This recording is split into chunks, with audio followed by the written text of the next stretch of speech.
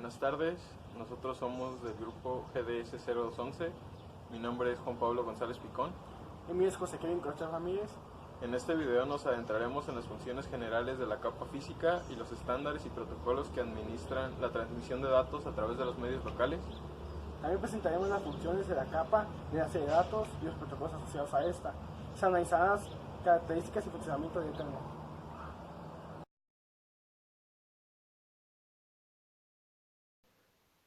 Protocolos de la capa física. La capa física consiste en un hardware creado por ingenieros en forma de conectores, medios y circuitos electrónicos. Por lo tanto, es necesario que las principales organizaciones especializadas en ingeniería eléctrica y en comunicaciones definan los estándares que rigen este hardware. Por el contrario, las operaciones y los protocolos de las capas superiores del modelo OSI se llevan a cabo mediante un software y están diseñados por especialistas informáticos e ingenieros en software. Las tecnologías de la capa física se definen por diferentes organizaciones, tales como la Organización Internacional para la Estandarización, ISO, el Instituto de Ingenieros Eléctricos y Electrónicos, el Instituto Nacional Estadounidense de Estándares, la Unión Internacional de Telecomunicaciones, la Asociación de Industrias Electrónicas, Asociación de la Industria de las Telecomunicaciones, autoridades de las telecomunicaciones nacionales, como la Comisión Federal de Comunicaciones en Estados Unidos. La capa física controla de qué manera se ubican los datos en los medios de comunicación. La función de la capa física del modelo OSI es la de codificar en señales los dígitos binarios que representan las tramas de la capa de enlace de datos, además de transmitir y recibir estas señales a través de los medios físicos, que pueden ser alambres de cobre, fibra óptica o el medio inalámbrico que conectan los dispositivos de red. La capa física del modelo OSI proporciona los medios de transporte para los bits que conforman la trama de la capa de enlace de datos a través de los medios de red. En esta capa acepta una trama completa desde la capa de enlace de datos y lo codifica como una secuencia de señales que se transmiten en los medios locales. Un dispositivo final o un dispositivo intermedio recibe los bits codificados que componen una trama. El envío de tramas a través de medios de transmisión requiere los elementos de la capa física, que son los medios físicos y conectores asociados, una representación de los bits en los medios, codificación de los datos y de la información de control, y un sistema de circuitos de receptor y transmisor de los dispositivos de red. En este momento del proceso de comunicación, la capa de transporte ha segmentado los datos del usuario, la capa de red los ha colocado en paquetes y luego la capa de enlace de datos los ha encapsulado como tramas. El objetivo de la capa física es crear la señal óptica, eléctrica y de microondas que representa los bits en cada trama. Luego, estas señales se envían por medios de uno a la vez. Otra función de la capa física es la de recuperar estas señales individuales desde los medios, restaurarlas para su representación de bit y enviar los bits hacia la capa de enlace de datos como una trama completa.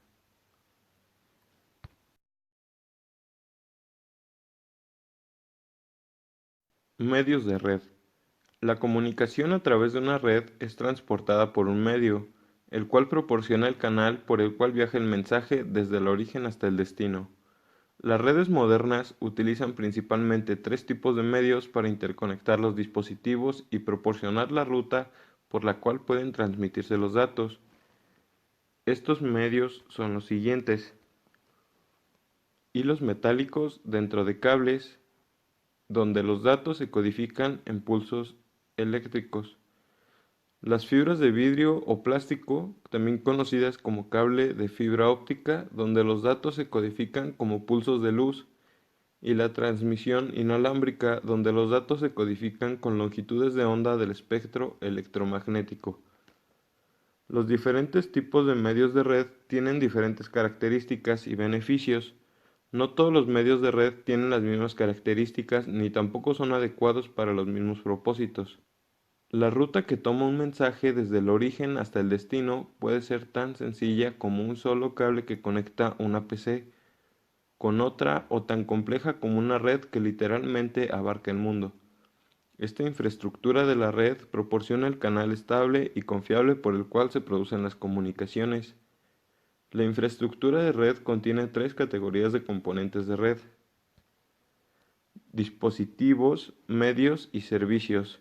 Los dispositivos y los medios son los elementos físicos o hardware de la red.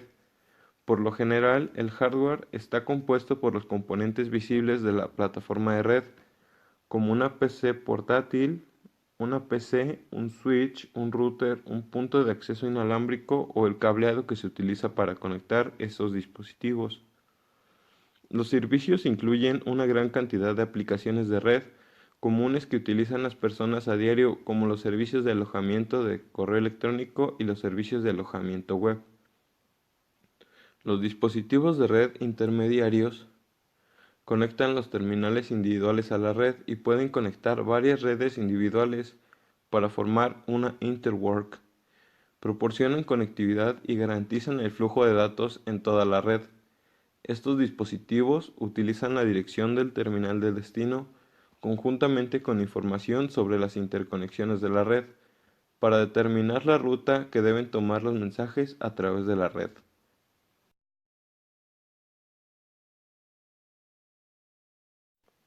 Protocolos de la capa de enlace de datos.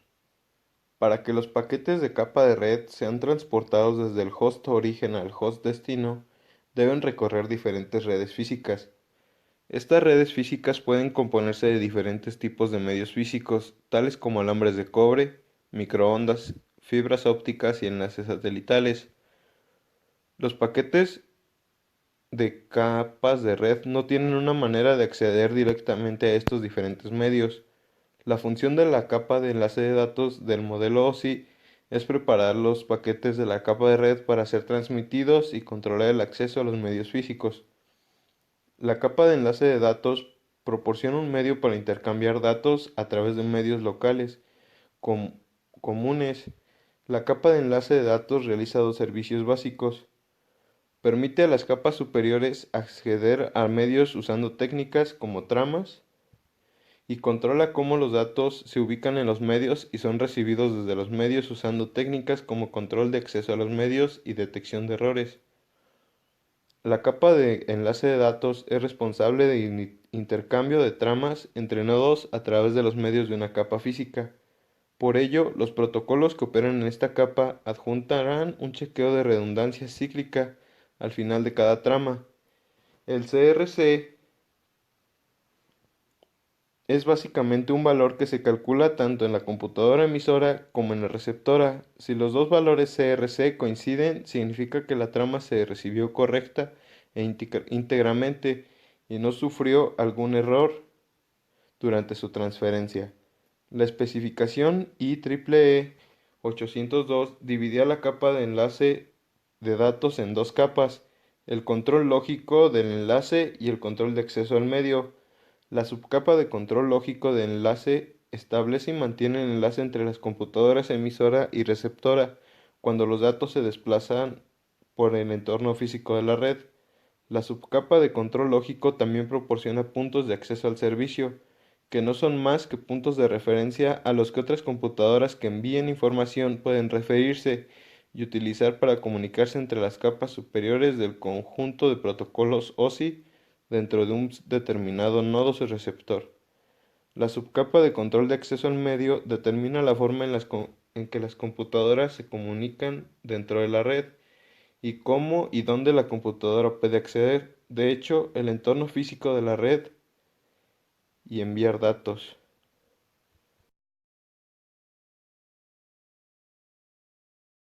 Control de acceso al medio. Los protocolos de la capa 2 especifican el encapsulamiento de un paquete en una trama y las técnicas para colocar y sacar el paquete encapsulado de cada medio.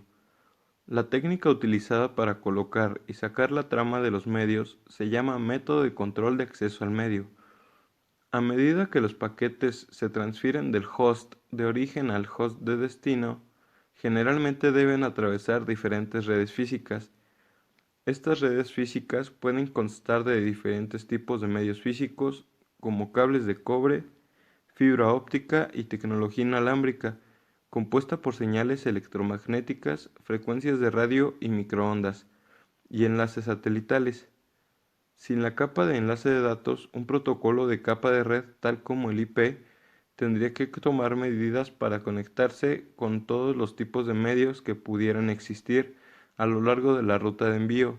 Más aún, el IP debería adaptarse cada vez que se desarrolle una nueva tecnología de red o medio. Este proceso dificultaría la innovación y el desarrollo de protocolos y medios de red. Este es un motivo clave para usar un método de capas en interconexión de redes. Durante una misma comunicación, puede ser necesario distintos tipos de control de acceso al medio. Cada entorno de red que los paquetes se encuentran cuando viajan desde un host local hasta un host remoto puede tener características diferentes. Por ejemplo, una LAN Ethernet consta de muchos hosts que compiten por acceder al mismo medio. Los enlaces seriales constan de una conexión directa entre dos dispositivos únicamente. Las interfaces del router encapsulan el paquete en la trama correspondiente y se utiliza el método de control de acceso al medio adecuado para acceder a cada enlace. En cualquier intercambio de paquetes de capas de red puede haber muchas transiciones de medios y capa de enlaces de datos. En cada salto a lo largo de la ruta, los routers realizan lo siguiente: aceptan una trama proveniente de un medio, desencapsulan la trama, vuelven a encapsular el paquete en una nueva trama y reenvían la nueva trama adecuada al medio de ese segmento de la red física. Hay diferentes métodos para regular la colocación de tramas en los medios. Los protocolos en la capa de enlace de datos definen las reglas de acceso a los diferentes medios. Estas técnicas de control de acceso a los medios definen si los nodos comparten los medios y de qué manera lo hacen.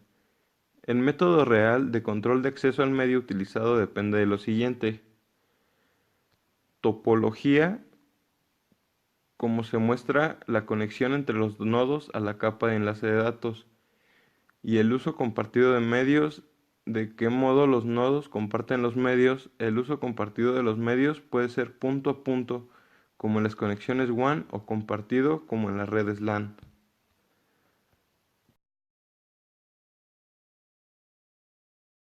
Protocolo de Ethernet. En este tema se tienen en cuenta dos puntos: trama de Ethernet y dirección de MAC de Ethernet. En la trama de Ethernet, uno de los puntos a ver es el encapsulamiento de Ethernet. Y esto es porque Ethernet depende de ambas capas, individuales para funcionar: a su capa LLC y a su capa MAC. A su capa LLC maneja la comunicación entre las capas inferiores y superiores. La subcapa toma los datos del protocolo de red, que generalmente son un paquete de IPv4, y agrega información de control para ayudar a la distribución del paquete. La subcapa MAC es la subcapa inferior de la capa de enlace de datos y se implementa mediante el hardware, generalmente la NIC de la computadora. La subcapa MAC tiene dos tareas principales: el encapsulamiento de datos y el control de acceso al medio. La tarea consiste en el armado de tramas antes de la transmisión y desarmado de tramas en el momento de la recepción. Para armar la trama de la capa MAC, agrega un encabezado y un taller a la PDU de la capa de red.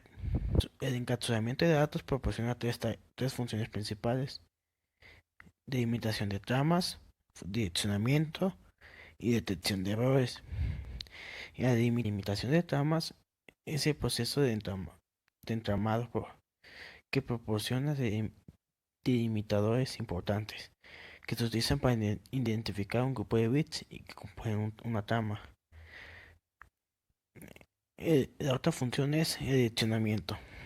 Este es el proceso de encapsulamiento que contiene la PDU de la capa 3 y que también proporciona direccionamiento de la capa de base de datos.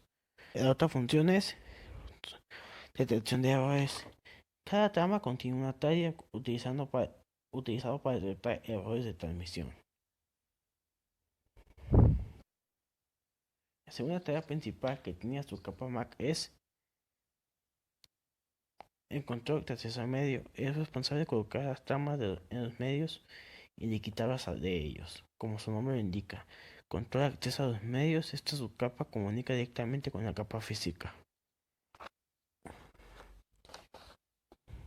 Y otro tema que se verá es campos de trama de Ethernet. El tamaño mínimo de la trama de Ethernet es de 64 bytes y el máximo es de 1518 bytes. Cualquier trama de menos de 64 bytes de longitud se considera un fragmento de colisión o una trama corta y es descartada automáticamente por las estaciones receptoras. Las tramas de más de 1500 bytes de datos se consideran jumbos. Si el tamaño de una trama transmitida es de menor que el mínimo o mayor que el máximo, el dispositivo receptor descarta la trama. Es posible que la trama descartada se origine en colisiones u otras señales no deseadas, por lo tanto se consideran no válidas. El otro punto en el tema del protocolo de Ethernet es direcciones MAC de Ethernet. Una dirección MAC de Ethernet es un valor binario de 48 bits y expresado como 12 dígitos hexadecimales. Estructura de la dirección MAC. El valor de la dirección MAC es el resultado directo de las normas implementadas por la IEEE para proveedores con el objetivo de garantizar direcciones únicas para cada dispositivo de Ethernet. Las normas establecidas por la IEEE obligan a los proveedores de dispositivos Ethernet a registrarse en la empresa. El IEEE asigna al proveedor un código de 3 bits llamado identificador único de organización. El IEEE requiere que un proveedor siga dos sencillas reglas. Número 1.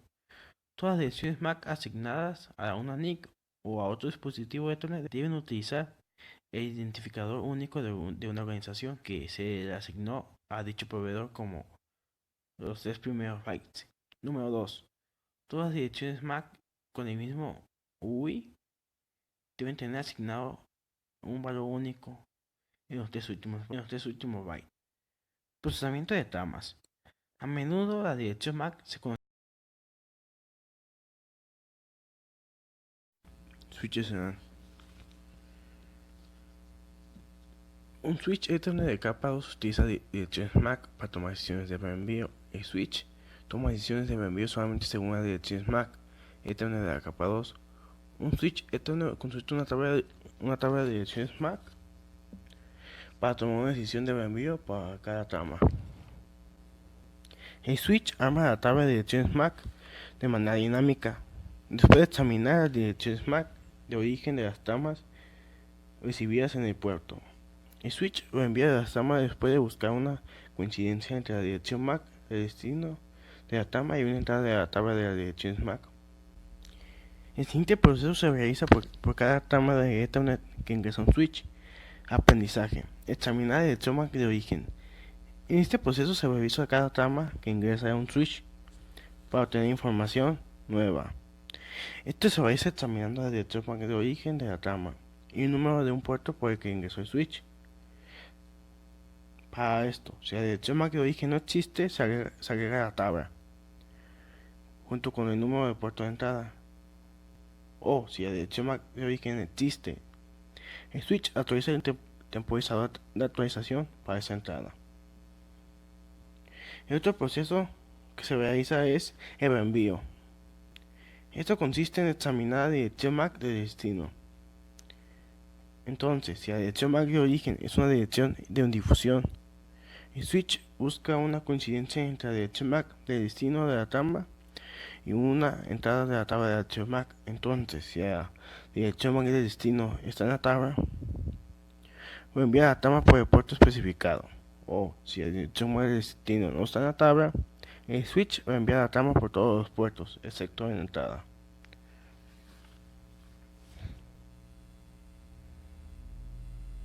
Filtrado de trama. A medida de que un switch recibe tramas de diferentes dispositivos, puede completar la tabla de direcciones MAC, examinando la dirección MAC de cada trama.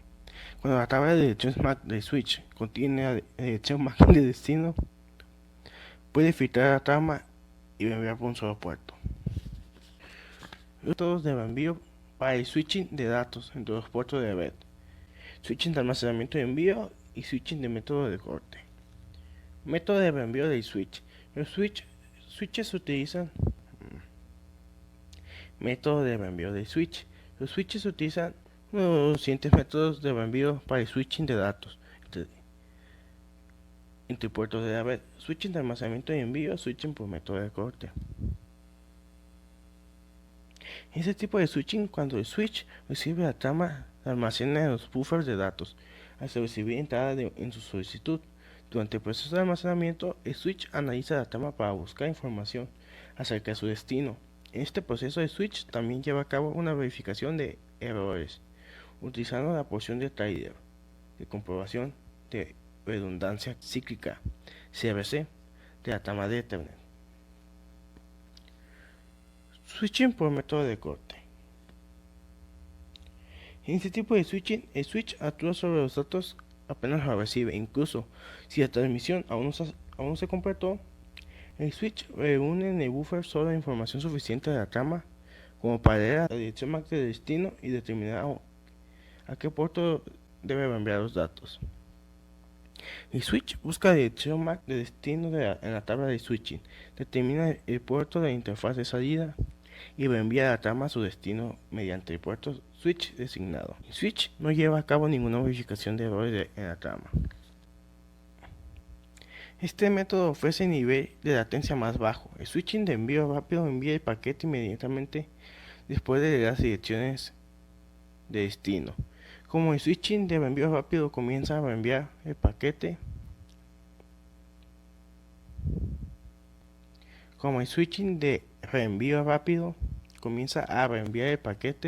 antes de recibirlo por completo, es posible que a veces los paquetes se distribuyan con errores. Esto no sucede frecuentemente y el adaptador de red de destino descarta el paquete defectuoso al recibirlo. Switching de libre fragmentos. En este método, el switch almacena los primeros 64 bytes de la trama antes de enviarla. El switching libre de los fragmentos se puede ver como un punto medio entre el switching de almacenamiento y envío y switching por el método de corte. El motivo: protocolo de resolución de direcciones MAC e IP, destino de la misma red. Hay dos direcciones primarias asignadas a un dispositivo, una LAN Ethernet: la dirección física MAC y la dirección lógica, dirección IP. Las direcciones IP se utilizan para identificar la dirección del origen inicial y del destino final. La dirección IP de destino puede estar en la misma red IP que la de origen en una red remota.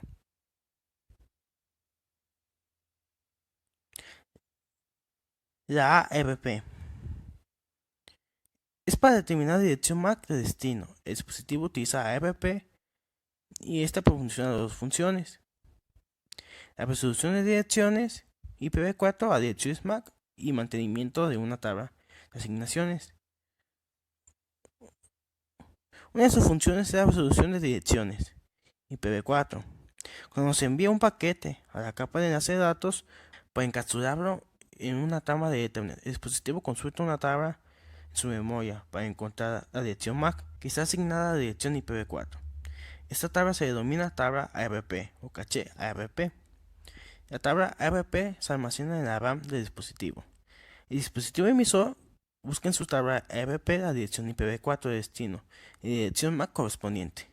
Si la dirección de destino del paquete está en la misma red que la dirección de origen, el dispositivo busca la dirección IPv4 de destino en la tabla ARP. Si las direcciones IPv4 de destino están en una red diferente que la dirección IPv4 de origen, el dispositivo busca la dirección IPv4 de gateway predeterminado. Eliminación de entradas a una tabla ARP. Para cada dispositivo, un temporizador de memoria de caché ARP elimina las entradas de ARP que no se hayan utilizado durante un periodo especificado. El temporizador varía según el sistema operativo de dispositivos. Problemas de ARP. Uno de los problemas es la difusión de ARP. Todos los dispositivos de una red local reciben y procesan una solicitud de ARP, debido a que es una trama de difusión. Si se encendiera una gran cantidad de dispositivos que comenzaran a acceder a los servicios de red al mismo tiempo, el rendimiento podría disminuir durante un breve periodo. Otro problema es la suplantación de ARP. En algunos casos, el uso de ARP puede ocasionar un riesgo de seguridad digital, conocido como suplantación de ARP o envenenamiento de ARP. Esta es una técnica utilizada por un atacante para responder una solicitud de ARP de una dirección IPv4 que pertenece a otro dispositivo como un gateway predeterminado.